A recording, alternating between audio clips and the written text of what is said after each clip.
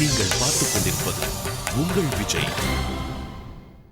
Shankar sir, அடுத்ததா நம்ம பார்க்க போறது காஃபி ரீவைண்ட். இப்போ உங்களுக்கான போட்டோகிராஃப்ஸ் நம்ம பார்க்க போறோம். நியூட்டன் ஸ்டீல் அந்த காஃபி சிம்பிளை எனக்காக ஒரு வாட்டி டச் பண்ண முடியுமா ப்ளீஸ்?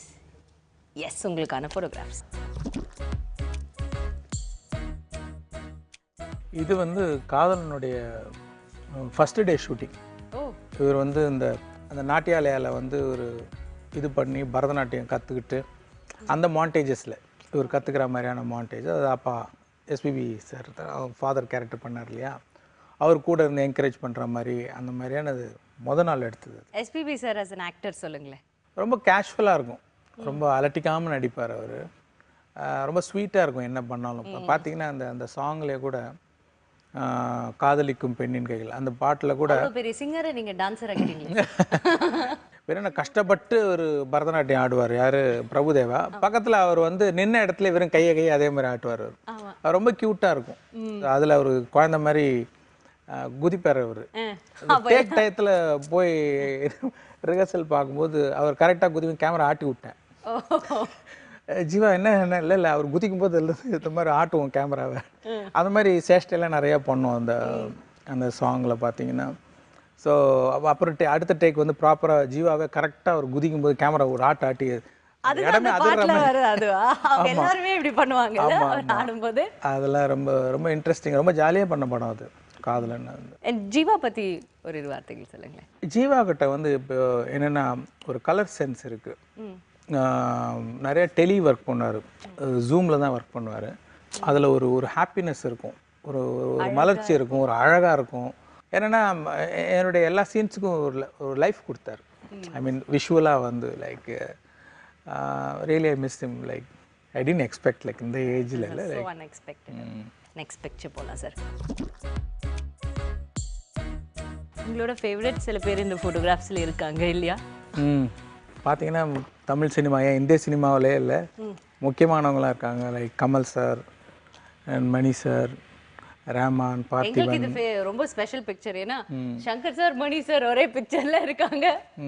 ஸோ அதனால it was special for us. என்னுடைய ஃபேவரட் டைரக்டர் மணி சார் வந்து, நான் அவருடைய ஃபேன். லைக் அவருடைய படங்கள் கூட எனக்கு பெரிய இன்ஸ்பிரேஷனாக இருந்திருக்கு. பார்த்தீங்கன்னா அவருடைய சாங்ஸ்லாம் ரொம்ப நல்லாயிருக்கும். அவருடைய சாங் பிக்சரைசேஷன், அவருடைய நாயகன், அக்னி நட்சத்திரம்லாம் வந்து வெறித்தனமாக போய் தியேட்டர்லாம் போய் பார்த்துருக்கேன். I am a big fan of. என்னுடைய இந்த படத்துக்கு கூட வந்தார், முதல்வன் படத்தினுடைய பூஜைக்கு ரொம்ப சந்தோஷமாக இருந்தது. லைக் மணி சார்லாம் வந்தது, ரஜினி சார் வந்தாங்க, கமல் சார் வந்தாங்க. So very interesting photo. Like next picture. So Indian இது நல்ல இன்ட்ரெஸ்டிங்கான ஒரு சீன். அது வெள்ளைக்காரன் வந்து அந்த சுகன்யா கேரக்டர் வந்து இந்த ஃப்ளாக் சல்யூட் பண்ண சொல்லுவார். மாட்டை அப்படின்னு சொன்னோன்னு போட்டு அடிப்பாங்க. போகிற வரவங்களாம் நிறுத்தி அந்த ஃப்ளாக் சல்யூட் பண்ணு. ஸோ இவங்க சொல்ல மாட்டாங்க, சல்யூட் பண்ண மாட்டாங்கன்னா போட்டு அடிப்பான். போட்டு அடிக்கும்போது ஒவ்வொரு அடிக்கும் வந்து வந்தே மாறும். ரொம்ப ரொம்ப எமோஷ்னலான ஒரு சீன் அது. பார்த்தீங்கன்னா கரெக்டாக அந்த எந்த கொடி இருக்கோ அங்கே ஒரு அப்பியர் ஆவார் கமல் சார். ஃப்ளாஷ்பேக்கில் அப்பியர் ஆகி அந்த கொடியே எடுத்து நேராக அவனை வந்து அதில் குத்தி கொண்டுடுவார். அப்படி ஒரு ஹீரோயிசம் அவங்க மீட் பண்ணுற அந்த சீன் அவ்வளோ பவர்ஃபுல்லாக இருக்கும். அந்த ஹீரோயிசம் அதை விட ரஹ்மான் அதுக்கு போட்ட ஒரு மியூசிக், அந்த வாய்ஸ் சாரே ஜகத்ன்னு சொல்லிட்டு அது ரொம்ப பிரமாதமாக இருக்கும் அந்த சீன். ஸோ மறக்க முடியாத சீன் அது. ஏன்னா நடிச்சு காட்டுறீங்களே சார், எல்லா ஆக்டர்ஸ்க்கும் நீங்கள் நடிச்சு காட்டுவீங்க அப்படின்னு. அப்படி இல்லை, அது ஒரு உணர்ச்சிப்பட்டு வந்துடும் அது. ஐயோ, அது நம்மள அறியாமல் வரும். அது யாராவது வந்து இந்த மேக்கிங்லாம் இருக்கு, இப்போ நம்ம பண்ணி காமிக்கும் நேரம் அப்படி கேமரா கொண்டு இப்படி வந்து காமிக்கும் போது ஆஃப் ஆகிடும், அப்படியே கான்ஷியஸ் ஆகிடும். இனிமேல் அப்படி பண்ணாதீங்க ப்ளீஸ். ஓகே, சொல்லிட்டேன் மேக்கிங் பண்ணுறவங்க. அதே மாதிரி திடீர்னு எல்லாம் செட்லிங் இல்லை, எல்லாரும் ரொம்ப இப்படி பார்க்க ஆரம்பிச்சிருவாங்க, என்ன பண்ணுறாரு இவர் அப்படின்னு போது. அப்போ எனக்கு கான்ஷியஸாக அந்த ஸ்பான்டினிட்டி போயிடும். அந்த ஆக்டிங் ஒரு இது ஆக்டர் ஆஃப் ஆயிடுவாரு டக்குன்ட்டு. ஆமாம், கான்ஷியஸ் ஆகிடும், எல்லாம் பார்க்குறாங்க நம்மளை அப்படின்னுட்டு. பட் இருந்தாலும் என்னுடைய வேலை இல்லையா, அது மோஸ்ட்லி எக்ஸ்பிளைன் பண்ணுவேன். சீன் படிக்கும்போதே பார்த்தா தெரிஞ்சிடும் என்ன மைண்டில் வச்சுருக்கேன்றது ஆர்டிஸ்ட்டு. இப்போ கமல் சார்லாம் படித்து ஸ்டோரி சொல்லும் போதே அப்சர்வ் பண்ணிவிடுவார். ஒரு சீன் படித்து காமிக்கும் போதே அவர் புரிஞ்சிடும் அவருக்கு என்ன எதிர்பார்க்குறாரு டேரக்டர். ஸோ மோஸ்ட்லி அவருக்கெலாம் நம்ம வந்து பண்ண வேண்டிய அவசியமே கிடையாது. சில ஆக்டர்ஸ்க்கு வந்து இல்லை, லைக் அவங்க வேறு மாதிரி புரிஞ்சிட்டு இருந்திருப்பாங்க. அந்த மாதிரி டயத்தில் இல்லை இந்த மாதிரி வேணும்னு நம்ம பண்ணி காமிக்க வேண்டியது இருக்கும். மற்றபடி சின்ன சின்ன ஆக்டர்ஸ் அவங்களுக்கெல்லாம் வந்து ஏன்னா துண்டா அந்த இடத்துல வர்றதுனால முன்ன பின்ன இருக்கிற விஷயங்கள் அவங்களுக்கு தெரியாது. ஸோ அது நமக்கு தெரியறதுனால அதை நம்ம பண்ணி காமிச்சு அதில் எக்ஸ்பிளைன் பண்ணி அந்த மாதிரி வர வைக்கிறது இருக்குது. இது ரொம்ப ஏன்னா இது பார்த்தோன்னே நிறைய விஷயங்கள் இந்த ஃப்ளாஷ்பேக் எடுக்கும்போது தான் எனக்கு வந்து குழந்தை பிறந்தது. லைக் ஆமாம், என்னுடைய ஃபஸ்ட்டு டாக்டரு. ஸோ அது கூட நான் போகல, ஃபஸ்ட்டு டே போகல, பிறந்த அன்னைக்கு போகல, ஒரு நாள் லேட்டாக இப்போ கூட திட்டிகிட்டே இருப்பாங்க உங்களுக்கு. ஏன்னா முக்கியமான சீனு அவ்வளோ இது எடுத்துகிட்டு இருக்கோம், விட்டுட்டு போக முடியாது. அது அந்த பக்கம் குழந்தை பிறந்திருக்கு அப்படின்னு அதுவும் ரொம்ப முக்கியம். சரி அவங்கள ஏதாவது பேசி சமாளிச்சிக்கலாம் அப்படின்னு சொல்லிட்டு ஒரு நாள் லேட்டாக போனேன். அதனால் இது பார்த்தோன்னே அதெல்லாம் ஞாபகம் வருது. So she's an Indian girl. Thank you. Next picture. So நீங்கள் சின்ன வயசில் நடிக்கிறதுக்கு ரொம்ப ஆர்வமாக இருந்திருக்கீங்களா சார்? அது தெரியல, அது லைக் ஸ்கூல் படிக்கும்போது ஆமாம், ஸ்கூல் படிக்கும்போது எல்லாரும் பண்ணுறது தானே, இந்த mono acting, fancy dress competition எல்லாரும் பண்ணுறது தானே. அந்த மாதிரி எல்லாருக்கும் உள்ள ஆர்வம் தான் இருந்தது. அது எப்போ பெருசாக வளர்ந்து எனக்கு தெரியல. லைக் ஆக்ட் பண்ணுன்ற இன்ட்ரெஸ்ட் இருந்தது. ஆக்ட் பண்ணுறதுக்காக தான் அசிஸ்டன்ட் டைரக்டராகவே சேர்ந்து அசிஸ்டன்ட் டைரக்டராக சேர்ந்து, ஏன்னா வெளியிலே சுற்றிட்டு இருந்தால் சான்ஸ் கிடைக்கிறது கஷ்டம். ஸோ எங்கேயாவது உள்ளே போய் அசிஸ்டன்ட் டைரக்டராக சேர்ந்துட்டோம்னா ஈஸியாக ஆக்டர் ஆயிடலாம் அப்படின்னு போய் பண்ணி அப்படின்னு கிடச்சிது. அந்த படம் ஓடலை. ஆமாம், அந்த படம் இந்த படம் ஓடி இருந்ததுன்னா நீங்கள் பெரிய ஆக்டராக இருந்திருக்கலாம். அப்படி இல்லை, ஜனங்கள் இன்னும் படுத்திருப்பேன். அது அந்த படம் ஓடலைன்னொடனே கொஞ்சம் இன்ட்ரெஸ்ட் போயிடுச்சு. லைக் சரி நமக்கு வந்து இது சரியான ரூட் இல்லை போல இருக்குது. அதான் சொல்கிறேன், ஓடி இருந்தால் மேபி லைக். இப்போ என்ன நினைக்கிறீங்க, அது ஆக்டர் ஆயிருந்துருக்கணும்னு நினைக்கிறீங்களா, இல்லை இதான் கரெக்ட், திஸ் டெஸ்டினி தான் கரெக்ட், இந்த ஃபோட்டோ பார்த்தோன்னே உங்களுக்கு என்ன தோணும்? அப்படி இல்லை, எப்போ தோணுன்னா இதனுடைய ஸ்ட்ரெஸ்ஸு, பேர்டன், ரெஸ்பான்சிபிலிட்டி பார்க்கும்போது பேசாமல் ஆக்டர் ஆயிருந்துருக்கலாம் அப்படின்ற மாதிரி தோணும். ஆனால் வந்து ஆக்டராக உண்மையிலே சீரியஸாக நடிக்கணும் அப்படின்னும் போது இல்லை, ஐயோ வேணாம், இதுதான் better. Okay, thank you so much. Next picture. What a picture. Rajini sir, Kamal sir, Shankar sir. எங்கே எடுத்தது ஞாபகம்? இது அந்த சொன்னேனே முதல்வன் பூஜைக்கு, அந்த பூஜை. ஆமாம், அது என்னுடைய சொந்த படம் வேறு, ப்ரொடியூஸ் பண்ணுறதுனால எனக்கு எல்லா ஃபங்க்ஷனுக்குமே ரஜினி சார் வரணும், கமல் சார் வரணும்னு ரொம்ப ஆசை. ஸோ நான் போய் அவங்கள கேட்டேன், இந்த மாதிரி ஃபஸ்ட்டு படம் ஓன் ப்ரொடக்ஷன் பண்ணுறேன், நீங்கள் வந்தால் நல்லாயிருக்கும் அப்படின்னு சொல்லிட்டு. 2 பேரும் வந்தது வந்து ரொம்ப சந்தோஷம். லைக் ரொம்ப மெமரபுளாக இருக்குது பாருங்கள், பார்க்கும்போது ரொம்ப சந்தோஷமாக இருக்கும் 2 பேர் வந்ததில். ரஜினி சார் எடுத்திங்கன்னா அவர் ஒரு பெரிய ஸ்டாருன்றதை வந்து உங்களை ஃபீல் பண்ண விட மாட்டார். ஏன்னா அது ஒரு சகஜ நிலையை கெடுத்துரும் அப்படின்றதுனால ரொம்ப சிம்பிளாக டவுன் டு எர்த்து வந்து உங்கள் கிட்ட வந்து நிற்பார். ஒரு எஃபர்ட் எடுப்பார் அதுக்கு. ஆமாம், எஃபர்ட் எடுக்கிறாங்கள அதை ஒரு நேச்சராகவே மாற்றிக்கிட்டாரா, நேச்சராகவே அதுதானே என்னன்னு தெரியல. என்னென்னா ஒரு பெரிய சூப்பர் ஸ்டார் அப்படின்ற ஒரு இதை அதை எப்பவும் காமிச்சிக்கவும் மாட்டார், அப்படி பண்ணவும் மாட்டார். ஸோ அதுவே உங்களுக்கு ஈஸியாக இருக்கும் அவரோட ஒர்க் பண்ணுறது.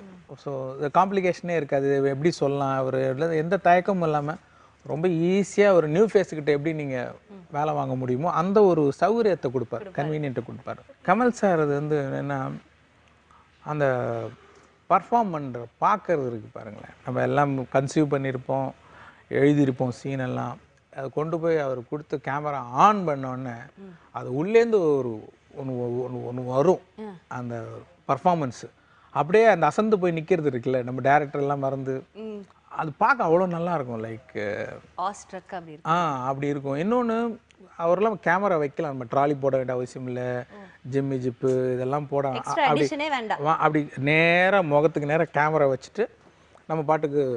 ஆனால் அவ்வளோ ஹோல்ட் பண்ணுவார், எவ்வளோ லெங்க்த்தாக இருந்தால் கூட இல்லை, அந்த அப்படியே பார்த்துட்ருக்கலாம். பர்ஃபார்மன்ஸ் எங்கேயும் பிசுறு தட்டாமல் ரொம்ப பிரமாதமாக இருக்கும்.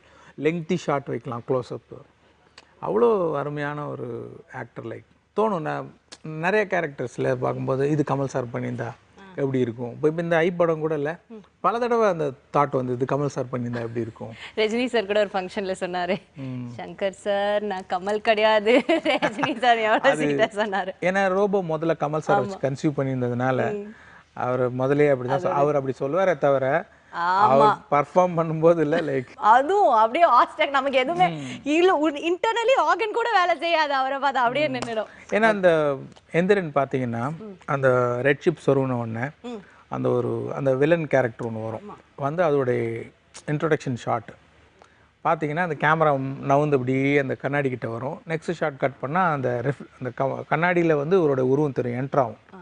தன்னைத்தானே பார்த்துட்டு நம்ம திரும்பி வந்துட்டோன்ற சந்தோஷம் எல்லாம் ஒரு தடவை பார்த்து அசந்துட்டு ஒரு பெரிய சிரிப்பு சிரிச்சுட்டு ஒரு கமெண்ட்ற மாதிரி ஜாக்னு ஒரு போஸ் ஒன்று கொடுத்துட்டு இதெல்லாம் ஒரே ஷாட்டில் பண்ணணும். எல்லாம் அவருக்கு எக்ஸ்பிளைன் பண்ணிவிட்டு நான் சொன்னேன் இது வரைக்கும் வராத ஒரு சிரிப்பாக இருக்கணும் சார். ஏன்னா சிவாஜிலே ஒரு சிரிப்பு சிரிச்சிருப்பீங்க, மொட்டை பாஸ் கேரக்டர் ஒரு இடத்துல சிரிக்கும், அங்கே சிரிக்கும் போது பயங்கரமாக இருக்கும். ஸோ அது ஞாபகம் வரக்கூடாது, வேறு எந்த ஞாபகமும் வராமல் வேறு ஒரு புது சிரிப்பு ஒன்று இந்த கேரக்டருக்குன்னே ஒன்று வேணும். 2-3 ட்ரை பண்ணார். சைலண்ட்டாக இருந்தேன். சரி டேக் போங்க கண்டுபிடிச்சிட்டாரு இவர், ஓகே சொல்ல மாட்டேங்கிறாரு, என்னமோ வேறு என்னமோ தேடுறாருன்ட்டு ரெடி சார் அப்படின்னாரு. பார்த்து கேமரா ஆக்ஷன் சொன்னோன்னே வந்து பர்ஃபார்ம் பண்ணி அந்த சிரிப்பு சிரிச்சார் பாருங்க. காற்று ஓகேன்னு சொல்லி படப்படன்னு கை தட்டிட்டேன். அவர் அவ்வளோ சந்தோஷம் வந்து, ஏன்னா சார் ஒரு டேக்கில் ஓகே பண்ணிட்டீங்க நீங்கள்.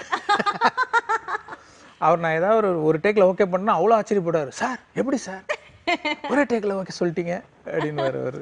அந்த மாதிரி ஒரு பர்ஃபார்மன்ஸ் இருக்குது பார்த்தீங்களா, அதுவும் it's delight to watch. Like எனக்கு இன்னும் ஞாபகம் இருக்குது அந்த ஷார்ட் எடுத்தது, அந்த அப்படியே ஆமாம் அந்த ஷாட்டு. அப்புறம் அந்த பொண்ணை சுற்றி சுற்றி பேசுவார், நீங்கள் தப்பிச்சு போக முடியாது, தற்கொலையும் பண்ணிக்க முடியாது அப்படின்னு சொல்லிட்டு இந்த சீதா பிராட்டி சீன் போடுறது அப்படிலாம் சொல்லி ஒரே ஒரு ஷாட் இருக்கும், சுற்றி சுற்றி இந்த பேசுவார் அந்த ஐஸ்வர்யா ராயை சுற்றி. அதுவும் 2-3 தடவை பண்ணி பார்த்துட்டு அப்படி உட்காந்து இப்படி யோசிச்சுட்டே இருந்தேன். ஒரு 5 மினிட்ஸ் கொடுங்க அப்படின்னாரு. சரின்னு சொல்லிட்டு ஒரு மேக்கப் ரூம் போயிட்டு வந்து ரெடி சார் டேக் போகலாம் அப்படின்னாரு. ரெடி கேமரா ஆக்ஷன் போனால் பின்னி தள்ளுறாரு. அவ்வளோ புறமா அந்த ஷாட்டும் கொஞ்சம் கை தட்டிட்டோம், சார் சூப்பர் சார் அப்படின்னு சொல்லிட்டு. ஸோ சர்ப்ரைஸ் வச்சுருக்காங்க, என்னமோ வச்சுருக்காங்க. லைக் அது ஸ்பான்டேனியஸாக இல்லை நடந்த விஷயங்கள் எல்லாம் மைண்டில் ஓட்டி வேற ஒன்று அரைவாகிறாங்களா என்னன்னு தெரியல, அவருக்கு தான் தெரியும், அவர்கிட்ட தான் கேட்கணும். சூப்பர், கேட்கும் போதே சூப்பராக இருக்குது. Next picture sir. இந்த சாங் வந்து இந்த சிவாஜி படத்தில் ஸ்டைல் சாங்காக ஸ்பெயினில் நீங்க ஒரு ஸ்டைலா ஒரு போஸ்ட் கொடுத்துருக்கீங்களே சார், நீங்க 2 பேரும் அந்த அவர் கோரியோகிராஃபி தானே இந்த போஸ்ட்? ஆமாம் ஆமாம் தெரியுது. வந்துட்டு அந்த ஷூட்டிங் ரொம்ப ஜாலியாக பண்ணோம். லைக் ஸ்பாட்டில் வந்துட்டு இட்ஸ் வெரி ஸ்ட்ரிக்ட், ரொம்ப அவர் என்ன நினச்சதோ அதான் வேணும் அப்படிங்கிற மாதிரி. ரஜினி சார் வந்து ஸ்டெயின் பண்ணாமல் அவருக்கு, ஆனால் கடுமையான வேலை வாங்கிடுவார், ஆனால் அது தெரியாத மாதிரியே பார்த்துப்பார்.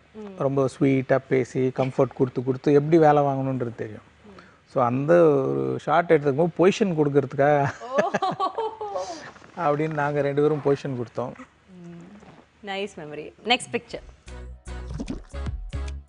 இந்த ஃபோட்டோவே இவ்வளோ இன்டென்ஸாக இருக்கே சார், ஃபோட்டோலேயே ஒரு இன்டென்ஸ் கான்வர்சேஷன் போய்கிட்டு இருக்கோம் உங்களுக்கு. சாதாரண விஷயமா கூட இருந்திருக்கும், ஏதோ பேசும்போது இப்படி இருந்திருக்கும், அது ஃபோட்டோ எடுத்து பார்க்கும்போது அப்படி தெரியுதா, என்னமோ பெருசாக நடக்குது அப்படிங்கிற மாதிரி இருக்குது. இது வந்து மறக்க முடியாத ஃபோட்டோ. எனக்கு தெரிஞ்சு இது ஜென்டில்மேன் பூஜையில் எடுத்த ஃபோட்டோன்னு நினைக்கிறேன். சுக்குபுக்கு ரயில் அந்த அன்னைக்கு ப்ளே பண்ணி காமிச்சோம் பூஜை அன்னைக்கு.